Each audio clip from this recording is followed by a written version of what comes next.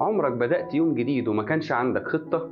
هتقولي يا عم أنا كل يوم ببدأ يومي على الله وبقول يا رب اليوم يعدي على خير وخلاص. وطبعا بتصحى تمسك تليفونك وتفضل تسكرول على السوشيال ميديا وتشوف مين رن عليك وتكلمه ومين بعتلك رسالة وترد عليه، وتاخد حوالي ساعة ويمكن أكتر وانت لسه مكانك ومتحركتش، وبعد كده قمت قضيت يومك عادي ورجعت وانت مش عارف انت عملت ايه أصلا. طب جربت تكون عامل حسابك؟ عارف هتعمل ايه في يومك وليه بتعمله وعايز توصل لايه؟ الفرق يا صديقي بين انك هتعدي يومك وخلاص وانك تكون عامل خطة ليومك هو بالظبط اللي هيحدد انت ماشي على طريق النجاح ولا بتلف حوالين نفسك وخلاص. الكتاب اللي معانا النهاردة مش بس هيقولك تعمل ايه، لا ده هيغير طريقة تفكيرك تماما. اول حاجة في الكتاب المؤلف بيقولك لو مستني الظروف تتحسن عمرها ما هتتحسن لوحدها، ولو مستني الناس تفهمك يمكن تموت وهم لسه مش فاهمينك. طبعا بعد الشر عليك يا صديقي. ركز كويس في الجملة دي، ابدأ بنفسك وكن مبادر. وركز كويس جدا في كلمة مبادر دي لأن هي محور حلقة النهاردة. يلا بينا نعرف العادة الأولى من كتاب العادات السبع للناس الأكثر فعالية للمؤلف ستيفن ريتشارد كوفي. طولنا شوية في المقدمة بس الكتاب جميل جدا ويستاهل بصراحة. يلا نعرف ازاي نتحول من ناس بتشتكي كتير لناس بتتحرك للنجاح. جهز قهوتك ويلا نتعلم.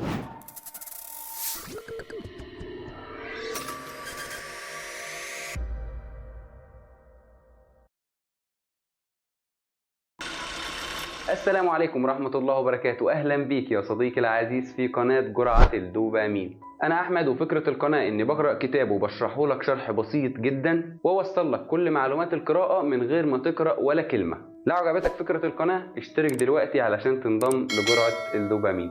ستيفن بيقولك في نوعين من البشر، نوع لما الدنيا تديله بالقلم على وشه يقوم ويتحرك علشان يوصل لهدفه، ونوع تاني يفضل يعيط ويقول هو أنا ليه حياتي كده. العادة الأولى اللي هنتكلم عليها النهاردة لو فهمتها كويس أوعدك حياتك هتتحسن 180 درجة. العادة الأولى وهي كن مبادر. يعني إيه مبادر؟ يعني ببساطة خد زمام المبادرة. هتقولي برضو إزاي مش فاهم؟ هقولك يعني ما تقعدش تستنى الظروف تتحسن ولا الناس تساعدك ولا الحظ يجي ولا بابا نويل يجي يحقق لك اللي بتتمناه. ما تقعدش تستنى زي الموظف اللي بيشتغل نص ساعة أو ساعة في اليوم ومستني إن هو يترقى. لا طبعا الحياة مش كده وعمرها ما كانت كده. يعني باختصار لو حياتك فيلم ما تبقاش انت الكومبارس، لا انت البطل، انت اللي معاك السيناريو وانت اللي تتحكم في حياتك. في فرق كبير جدا من واحد بيصحى الصبح يقول انا عندي حاجات كتير مهمة النهاردة ولازم اتعلم حاجات جديدة، وواحد تاني يصحى يا فتاح يا عليم يا رزاق يا كريم الدنيا شايله لنا النهاردة. ده الفرق بين الشخص المبادر واللي عايش ضحية للظروف. ايلون ماسك طبعا كلنا عارفين الاسم ده كويس جدا. الراجل ده كان ممكن يقعد على قد شركات البرمجة وخلاص، لكن لا، راح عمل شركة سيارات كهرباء المعروفة باسم تسلا، وكل فترة بيعمل حاجة جديدة مع ان هو خلاص يمكن مش محتاج حاجة تاني اصلا. هو ده الشخص المبادر، بيفكر بيتحرك وبيجرب، بيقع وبيقابل مشاكل كتير اكيد طبعا بس بيقوم وبيكمل. انما انت لو ربنا كرمك وقمت من على السرير اصلا ورحت الكلية او الشغل بترجع تنام باقي اليوم وبتمسك في ظهرك ودماغك خلاص باظت يا معلم. ستيفن كوفي بيتكلم في حاجتين مهمين قوي، دايرة الاهتمام ودايرة التأثير. يعني ايه دايرة الاهتمام؟ ودي فيها كل الحاجات اللي بتشغلك وبتشدك، زي الاقتصاد وصل لحد فين، الجو هيبقى حر بكرة ولا لا، مش عارف مين كسب الدوري السنة دي. دي كلها حاجات بتهتم بيها لكن مش دايما تقدر تتحكم فيها. اما بقى دايرة التأثير ودي فيها كل الحاجات اللي تقدر تتحكم فيها بنفسك، يعني تكون عندك تأثير مباشر عليها. زي مثلا هتصحى بدري ولا تكمل نومك وتكنسل المنبه، هتذاكر ولا هتقضيها قاعدة على السوشيال ميديا ولعب، هتشتغل فعلا ولا تأجل شغلك. دي كل الحاجات اللي تقدر تتحكم فيها بنفسك. عندك بقى نوعين من الناس، ناس فعالة ودول اللي بيركزوا على دايرة التأثير. النوع ده من الناس بدل ما يشتكي من غلاء الأسعار ويشتكي من سوء الظروف، لا بيبدأ يدور على أي شغل إضافي يحسن بيه دخله، يتعلم حاجة جديدة علشان يطور بها من نفسه. النوع ده بالذات من الناس بتلاقيه بيدور على أي حاجة علشان يحسن بيها ظروفه، ونتيجة اللي بيعمله ده ان دايرة التأثير عنده بتبدأ تكبر، لان كل ما يشتغل على اللي يقدر يتحكم فيه تأثيره بيزيد. وفي بقى الناس المنفعلة، ودول بيعتمدوا على رد الفعل وكل تركيزهم على دايرة الاهتمام. يفضلوا يشتكوا من الغلا والظروف والناس وأي حاجة ماشية قدامهم يجيبوا العيب فيها، ويفضل يقولك ما هي الدنيا جاية عليا وظروفي دايما وحشة، قوم واتحرك واتعب، ما تستناش كل حاجة تجيلك على الجاهز. نتيجة بقى الناس اللي بتركز على دايرة الاهتمام، دايرة التأثير عندهم بتبدأ تصغر، وكل شوية يحس انه أضعف وأضعف من الأول، والإحباط بيتملك منه جدا. مثال بسيط مثلا لاتنين بيعيشوا نفس الظروف، مرتباتهم قليلة والأسعار حواليهم بتزيد زي معظم الناس اليومين دول. واحد فيهم فضل يلوم على البلد ويقول دي مش عيشة وخلاص مفيش أمل، أما التاني بدأ إن هو يتعلم مهارات جديدة تخليه مثلا يقدر يشتغل فريلانس. قال مثلا طب أعمل مشروع صغير، طب أحاول أبيع تيشيرتات أونلاين. المهم إن هو يحاول يعمل أي حاجة، والنوع ده بقى بيفضل يفرق كتير جدا لحد ما يوصل للهدف اللي بيحلم بيه. الاتنين عندهم نفس الاهتمامات، بس واحد بيشتغل على دايرة التأثير والتاني عايش في دور الضحية. بدل ما تقعد تشتكي إن الظروف وحشة، شوف إيه اللي تقدر تعمله وابدأ فيه. الحياة صعبة ماشي متفقين، بس الشكوى عمرها ما هتحسن ظروفك. قوم مثلا اتعلم جرافيك، مونتاج، نزل فيديوهات على السوشيال ميديا. يا عم دي الناس بقت بتكسب من فيديوهات القطط والكلاب. بتلاقي كده دايما فيديوهات على التيك توك، النص اللي فوق مثلا بودكاست او حلقة من اي برنامج، والنص التاني بيكون مشغل لعبة عشان يلفت انتباهك، وتقدر تتفرج على الفيديو اطول فترة ممكنة. والمشكلة انك بتلاقي الفيديوهات دي محققة مشاهدات كتير جدا. ايه الفرق يا صديقي بين الشخص الناجح والشخص العادي؟ الشخص الناجح ما بيقولش انا ما اقدرش اعمل كده، لا بيقول ازاي اقدر اعملها وازاي اتعلم حاجات جديدة.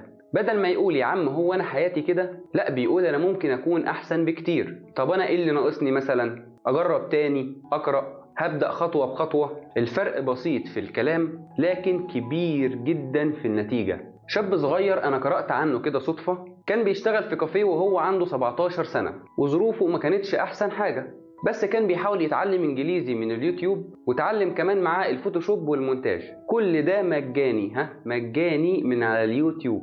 يعني اللي عايز حاجة من الاخر بيعملها.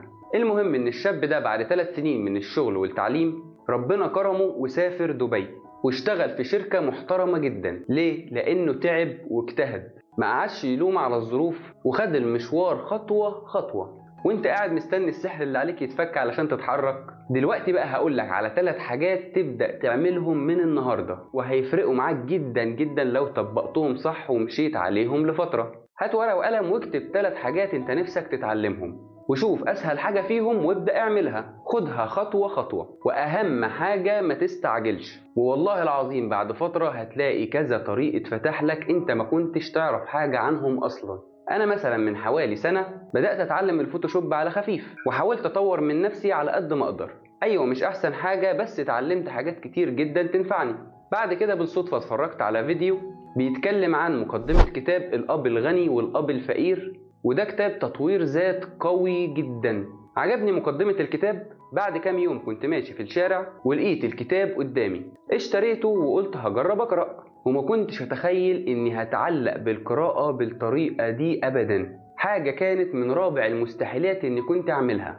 دايما لما كنت بقرأ كلمتين كنت بنعس وبنام بعدها على طول، لكن الكتاب ده بصراحة غير تفكيري تماما.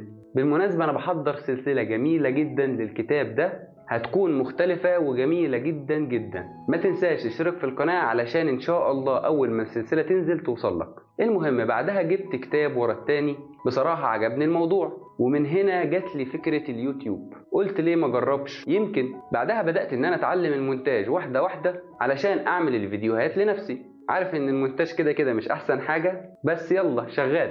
وتعليمي للفوتوشوب قبل كده فادني في اني اعمل الصور اللي بستخدمها بنفسي، وعرفت فعلا ان مفيش حاجة بتيجي مرة واحدة، كل حاجة بتحتاج خطوة ورا خطوة. وكل مرة بتتعلم حاجة جديدة بتلاقي تفكيرك اتغير تماما، وهتبدأ تشوف الفرص بشكل احسن. رقم 2، خصص كل يوم نص ساعة او ساعة تتعلم فيهم حاجة جديدة. شوف انت نفسك تتعلم ايه وابدأ اتعلمه، وابدأ من النهاردة، علشان تيجي كمان شهر او 2 تلاقي نفسك فعلا اتعلمت حاجة. وصدقني هيعجبك الموضوع جدا، بدل ما تيجي بعد فترة وتقول يا ريتني بدأت من بدري. رقم 3 ودي مرتبطة شوية برقم 2، خد قرار صغير كنت مأجله. تنزل تدور على شغل مثلا، تكلم حد المفروض كنت تكلمه من فترة. لو المفروض تعمل حاجة ومتردد فيها، اعملها دلوقتي. باختصار العادة الأولى، فكر نفسك دايما بإنك تشتغل وتتعب علشان ربنا يكرمك وتحقق اللي بتحلم بيه، مش بتشتغل علشان لو ما اشتغلتش مش هتلاقي تاكل. دايما وانت بتفكر في القرار اللي هتاخده، خلي دايما في دماغك النتيجة، ودي حاجة هتخليك تتحمس أكتر. صدقني لو كل يوم خدت خطوة صغيرة جدا، خطوة واحدة بس، بعد كام شهر هتبقى إنسان تاني خالص. تفكيرك هيتحسن، نظرتك للحياة والفرص هتختلف كتير جدا. افتكر دايما انت مش ضحية للظروف، انت اللي معاك ريموت حياتك، وانت اللي تقدر تتحكم فيها. وما تنساش النجاح مسؤولية وإصرار وصبر، وانت قدهم. وهنا تكون خلصت جرعة النهاردة يا صديقي العزيز. شكرا جدا على المشاهدة. ما تنساش تشترك في القناة علشان يوصلك كل جديد. اشوفك الحلقة الجاية يا صديقي على خير. سلام عليكم.